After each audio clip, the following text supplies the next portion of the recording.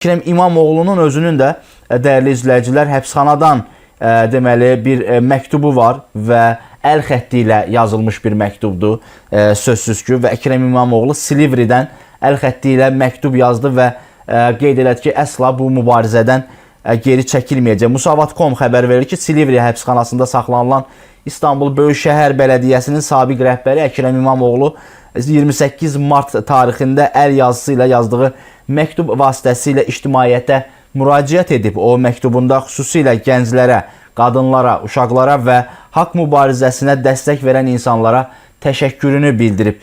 İmamoğlu məktubunda belə qeyd edir: "Cəsarəti ilə məni heyran edən sevgili gənclərə, sıcaq və yaradıcı xətlərini birləşdirən uşaqlarımıza, xanımlara, bəylərə incə duyğuları və haqq mübarizəsinə verdikləri dəstəyə görə minnətdarlığımı bildirirəm." O, haqq, hüquq və ədalət mübarizəsinin uğurla nəticələnəcəyinə inandığını bildirib və gələcəyə dair ümidini bu sözlərlə ifadə edib.